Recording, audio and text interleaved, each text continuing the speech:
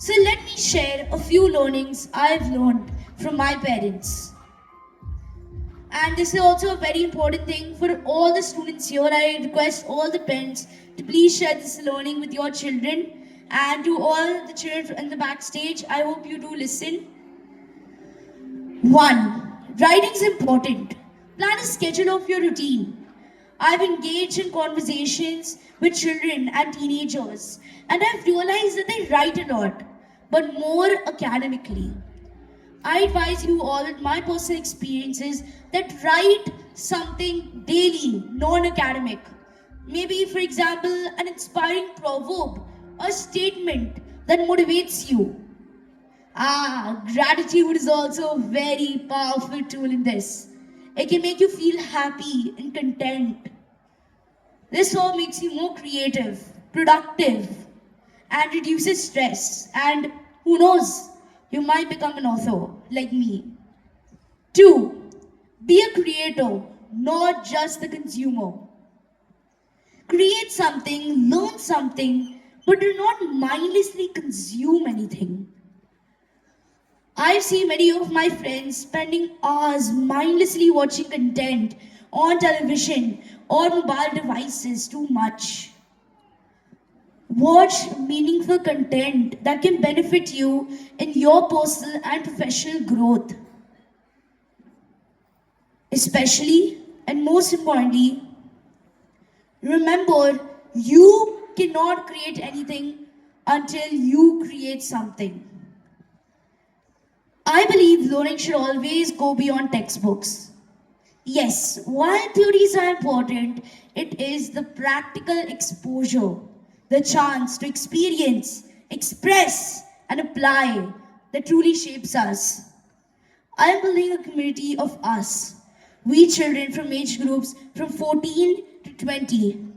This will help us to engage, upskill, broaden our horizon, get an opportunity to converse and to collaborate with professionals, and experience life lessons.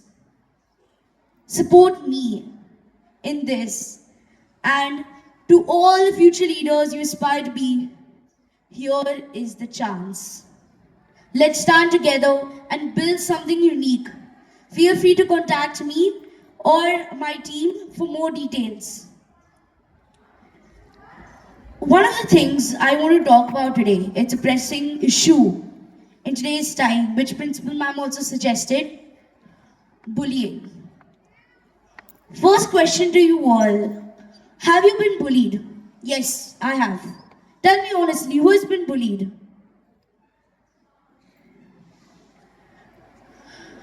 What do you think a bully thinks? They must feel joyful, so powered. They are attention seekers. They want to stand out, be different. And what do you think the person who has been bullied feels? They feel disappointed, disheartened, hurt.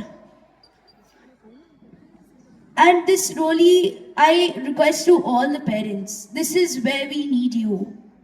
We suppress our emotions, but please understand what we face. Please support us. Why do we let them bully us? If you've ever seen Gandhiji's three monkeys, one closes their ear. Do not listen to negative things. You know who you are, who you can be. Don't listen to them who will just continue to demotivate you.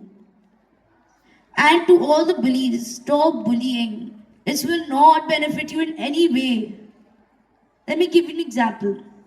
You're holding two balls, and in front of you, there's one ball. You throw one ball, it's a white color ball. You throw it, and it'll bounce back to you, right? That white ball signifies positivity, giving compliments and kindness. You're awesome, you're great, you're amazing. And that will come back to you. And in the other hand, you're holding a black ball. And you throw that, it comes back to you, right? And that signifies negativity. me hurt, anger, frustration.